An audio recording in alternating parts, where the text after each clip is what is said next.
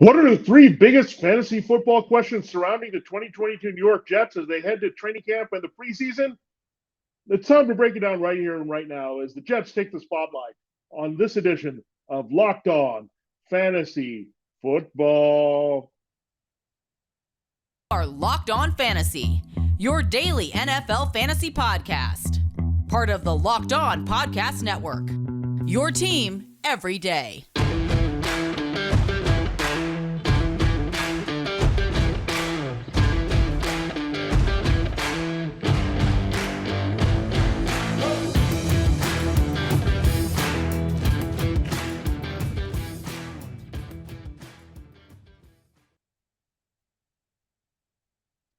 Greetings, everyone, and welcome to another edition of the Locked On Fantasy Football Podcast. As usual, I'm your host, Vinnie Iyer. No, I'm not doing this. I'm writing about NFL and fantasy football for sportingnews.com. Stick with us soon. We will ramp up all the content here. July, August, we'll be rolling out all the stuff you need to know to dominate your fantasy football drafts. Get ready for DFS, and we will carry you all season long here in Locked On Fantasy Football. But we're still in off-season scouting mode here, early advance before we hit the heat of training camp for all 32 teams. And we're trying to get to all the teams there and answer the three key questions as best as possible surrounding each and every one of them. We've broken down the entire NFC, so 16 teams there, 3 teams down in the AFC East, our first division on the other side. And today we will wrap it up with the New York Jets. So we talked about the Bills and Dolphins and Patriots. Oh my, now it's time to look at the Jets. And the Jets have a lot of fantasy football buzz here with the kind of offense that they can have with Mike LaFleur. So excited to dive into this team. A lot of additions, a lot of young talent on this team. Really could have a breakout season offensively. So excited to talk about them. We'll get to them in a moment. Thanks for making a Locked On Fantasy Football your first listen today. We are free and available to you on all platforms.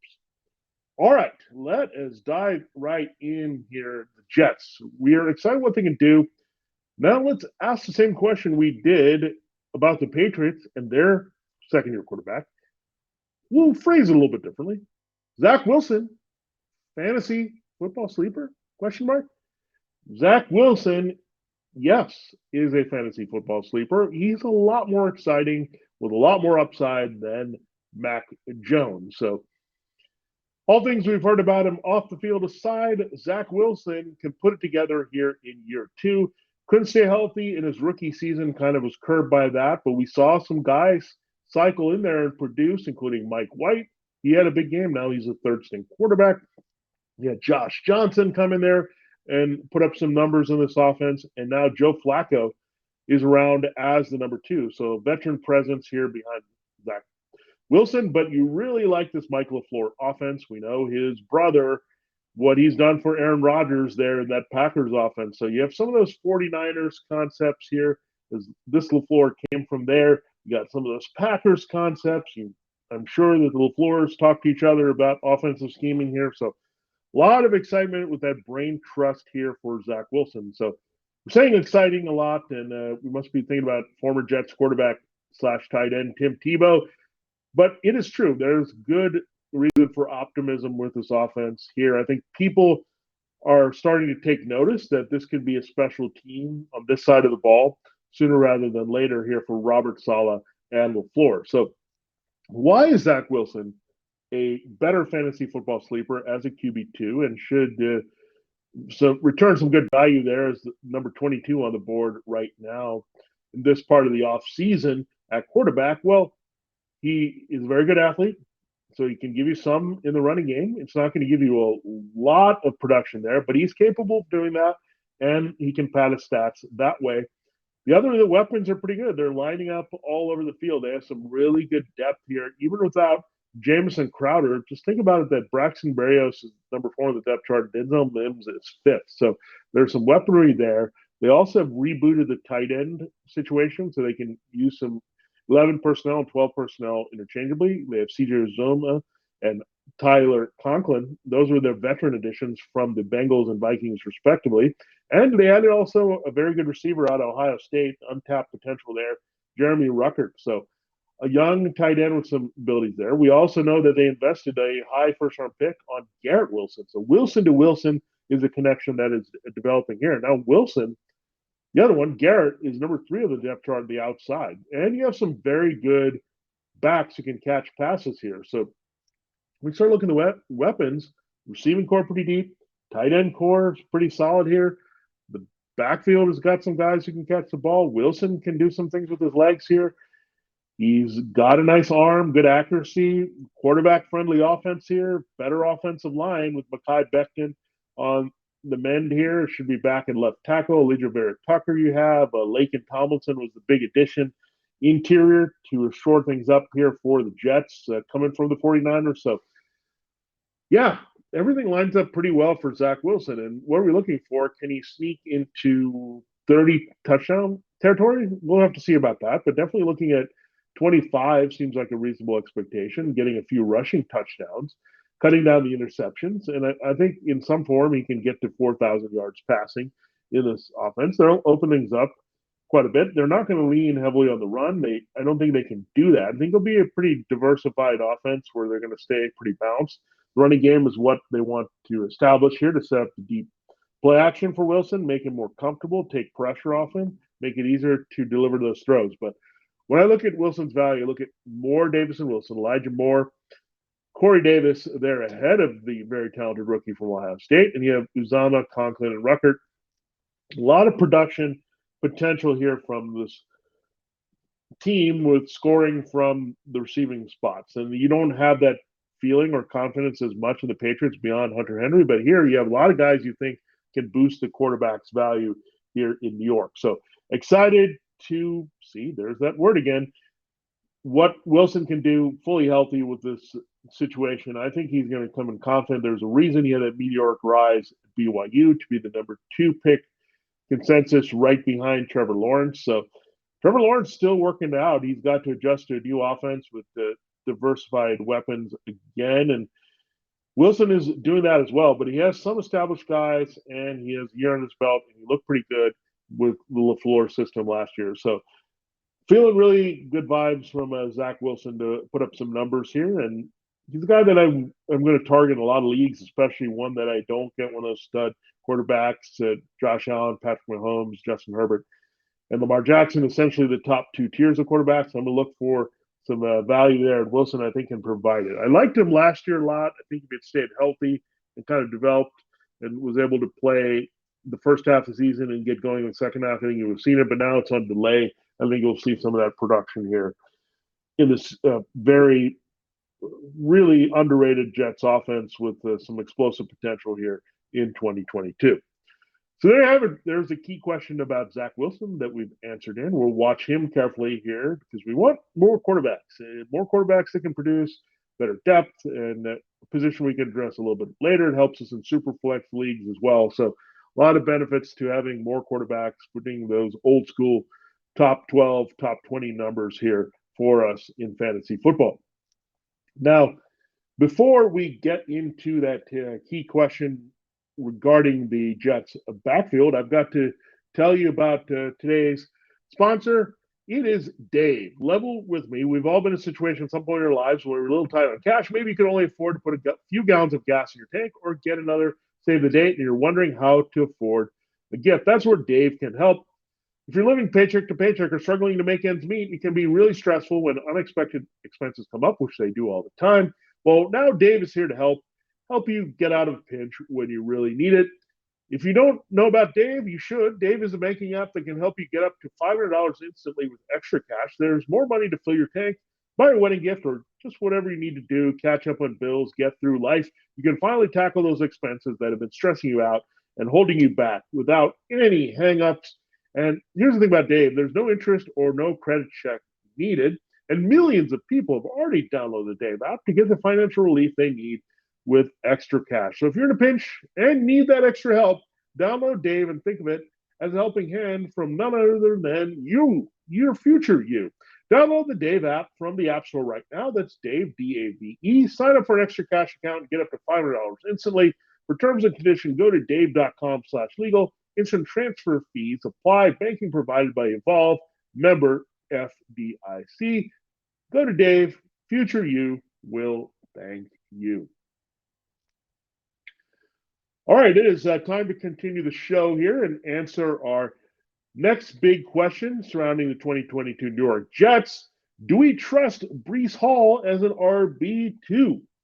All right, we answered this question about Damian Harris, and we didn't like the crowd in the Patriots backfield. There is a key person behind Breece Hall, is Michael Carter. We were high on Michael Carter last year. I think he would have been on track to really explode and separate from some of those other guys in that backfield, but they got a little bit crowded. By the way, those guys are still there. Kevin Coleman, Ty Johnson, there to cut into potentially what Carter's workload can be, but Carter couldn't stay healthy down the stretch. He had an ankle injury, so that kind of wiped out some of the potential. He had a bit of a flash as an RB2, but faded really fast here. So let's also keep in mind that Michael Carter was in an effective timeshare with Javonte Williams. He was the guy that was taken later. Williams was the upside bread and butter guy that the Broncos got. Carter came in later in the draft as a sleeper, and they invested a much higher pick in Breece Hall. So that means Michael Floor knew that Breece Hall is going to be the guy that can be featured in this offense the most. So when you look at Carter, he's got some receiving qualities, good change of pace qualities. Coleman and Johnson have some experience, especially Coleman coming over from the 49ers and Falcons system. He's followed Kyle Shanahan a couple times, so he gets into a familiar system for him here as a veteran presence. Carter had some durability issues. Coleman has had that for quite a while now as well. So it all lines up well for Breece Hall. Really big year that he had to close out his career in college, and he's just a special back. And there is an argument that he was worthy of being the top back there drafted, and there's a lot of special qualities. So look at the rankings. He's well established, well inside the RB2s there. Coincidentally, there's a guy right there with him in a lot of the rankings. It's Elijah Mitchell from the same system there with the 49ers. So there's a lot of comparisons there that you can look at. Michael Carter, I think he's probably going to be better suited in the change of pace role that he's going to be in. If they trust him as a guy that they could give him 15 to 20 touches per game, they would not have drafted Breece Hall so highly in the draft. So keep that in mind. So really like Hall. Look for this guy to put on a show in training camp. Hopefully he stays healthy through the preseason. They're going to give him every opportunity to be the lead back. And that's the MO with the 49ers as well. They like to carry one guy as much as possible. I know back with Atlanta, you had Devonta Freeman and the Tevin Coleman combination. Now, I think you'll see some of Carter. You'll get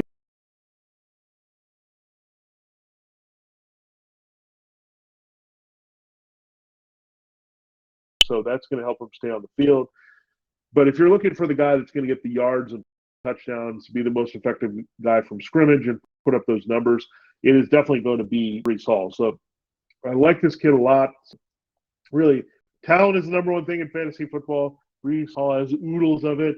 It's a great system. He's a great fit for the zone blocking. They've upgraded their offensive line. So Breece Hall, a lot of people are going to bang the table because he plays in New York. He's probably going to go higher in some fantasy football drafts, so be wary of that. That even though he's ranked as a pretty solid back end RB2, he could go a little bit higher than that. People get excited about rookies all the time, but I think you'll get very good return here if you're looking for a guy that you can plug in and feel good about for most weeks here, staying healthy. These guys, Carter, Coleman, and Johnson, are going to help him do that. The offensive line is in good shape. The system is good. There's enough threats in the passing game. They can also turn to the 12 personnel. Uzama and Conklin are pretty good blockers there as well. So it takes a village sometimes to get that running back to produce at a high level in fantasy football, but unquestionably that Breece Hall is in a great situation to produce. And look at Kenneth Walker, we're still filling out there in Seattle. We talked about him. We broke down that team. We have Chris Carson and Rashad Penny. They have their injury issues, so feel good about Ken Walker there in Seattle. So you should feel just as good about Breece Hall here with the Jets. So I think there's going to be some good rookie returns and really second-year returns. If you had Travis Etienne, who didn't play all last year as a first-round pick, there's going to be a lot of young value at running back here, and Breece Hall is going to be one of them. So don't be too worried about Coleman and Johnson at all. Carter, a little bit. He's going to cut in. He's going to see some work, but the durability issues and being more of a change of pace already in his past suggests that Breece Hall is going to be his new Javonte Williams here. And we know we're high on Javonte Williams of the Broncos, and we're high on him coming in. Same thing with Hall. He's going to have that feel and really produce well and consistently. So really the only key with him is staying healthy is some pretty good volume from his college days. So let's hope that he holds up, because he's going to have a big opportunity to put up some nice fantasy numbers for us from wire to wire all season long as a rookie. All right, we have one last question here to answer. Looking at the Jets, the key question that we want to try to figure out before they head into camp and the preseason. We'll do that here in our final segment on Locked On Fantasy Football. I do have to remind you about a programming special here. Which NFL stars move the betting line the most? Starting July 18th, Locked On gives you the 50 most valuable players in the NFL from the odds makers at BetOnline. Available July 18th on Locked On NFL or wherever you get your podcasts. And this is us too. Get us on all your favorite platforms and on YouTube as well. Find Locked On Fantasy Football, Locked On NFL. A lot of our great shows are available there to you. All right, it is time to close the show with one more key fantasy football question explored here with the 2022 New York Jets. And it now turns the attention to their second-year wide receiver, Elijah Moore. They did bring in Garrett Wilson as a first-round pick. They brought back Braxton Berrios because of Jamison Crowder not being there, and Corey Davis, the former Titans first-round pick. He's now still in the mix here as the outside number 2. But the first guy on the depth chart is Elijah Moore. And why I like Elijah Moore a lot is he can line up everywhere. And we saw last year, it didn't matter. You get the ball in this guy's hands, you can scheme him open. He has great separation. You can get him in the middle of the field into favorable matchups. You can get him on the outside if you want. People are high on him coming out. Last year, he's really lived up to expectations. I think the only thing that slowed him down was just getting involved consistently, making sure he gets the targets, making the centerpiece of this passing game. I don't think that'll be an issue here this year. He showed with a bunch of different quarterbacks that he could get the job done if he's on the field and getting opportunities. He started a little bit slowly with injury, but once he got those chances in the middle of the season, he was rolling here. And we remember that game against the Colts, where he's all over the field catching passes. Elijah Moore is just a plus talent. I like his versatility inside, outside. He can line up in a variety of places. He can help out the quarterback. Corey Davis, more of that traditional big outside target.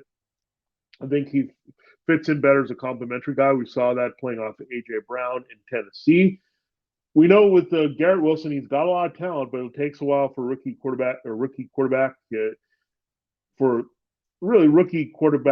now with Zach Wilson kind of missing a good chunk of his first year, working with a rookie wide receiver in Garrett Wilson. So that's going to take some time here to get kindled here, Wilson to Wilson. So Wilson to Moore is the more established one. They worked together as rookies last year. Year 2 for year 2 is nice as well. As Davis is more the veteran type here. So Elijah Moore, if you look at him, he's ranked as a wide receiver 2, especially in the half point and full PPR. I think he's going to see a lot of volume. The targets are going to be the team leading here. And you look at, there's not a lot of vacated targets here for the Jets. You have Crowder and what was gone there. So Moore is going to pick up more of those. And looking at his versatility as the other Wilson, Garrett gets up to speed. Davis tries to prove that he can stay healthy on the outside. Berrios maybe focusing more on the return role and the depth role here with Moore lining up all over the field. They're going to keep him there to get as many snaps as possible. He's the most dynamic receiver. Get him an open field, make some things happen. Not a bit of Tyreek Hill in him where you can scheme him up for big plays here. I think he's got underrated downfield speed as well. So that's where Davis doesn't have it quite a bit. Wilson is a complete receiver, but again, to be the number one, it's going to take a while. So right now, I would say, assuming that role is going to be Elijah Moore. So high on him, extremely high on what he can do here in this Jets.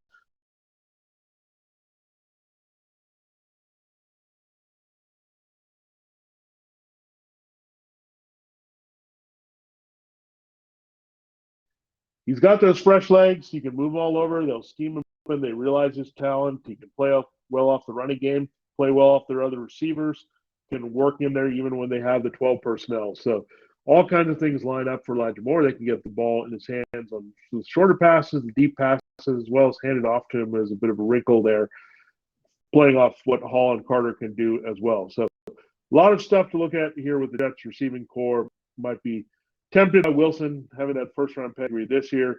Davis just having some of that fantasy football value return from his final season with the Titans. You might look there, but Elijah Moore, there's a reason he was hyped up going into the season last year. In reality, in fantasy, I think that comes more into fruition here for this Jet second receiver. So Davis, I think you have to fade. He's more of a wide receiver 4. I think that's about as high you can go with the ceiling for Garrett Wilson right now. So just be patient with these rookie wide receivers. There were a lot taken here, but there are different reasons and different situations to be a little bit more patient than the past few years at wide receiver. And we've also seen that some of the guys have been involved more immediately, and some of the guys have needed some time to get established within their offenses. So I'm going to lean toward caution here and lean on the younger veterans here over the rookies at this position in 2022, and that includes the New York Jets and their situation with Zach Wilson throwing to Elijah Moore. A little bit more than Garrett Wilson will be involved this year, playing off Moore and Corey Davis. So and there's your look at the 3 key questions facing the 2022 New York Jets regarding fantasy football here in 2020. That's what we do here. Locked on Fantasy Football. Did we mention 2022? Yeah, we're focused all on the season coming up. We can't wait for it to kick off. So first we got to see training camps open and the preseason open. This has been Vinnie Iyer for Locked On Fantasy Football. Thanks for making Locked On Fantasy Football your first listen today. Now make your second listen to the Locked On NFL podcast. Our national NFL experts and insiders keep fans dialed in with the biggest stories and latest news from around the league, because an off-season doesn't equal breaking the action, and we know that on the show. Thanks again for listening to Locked On Fantasy Football. Have a great day, and we'll see you next time as we start breaking down the AFC North, answering the key questions for fantasy football about the 2022 Baltimore Ravens.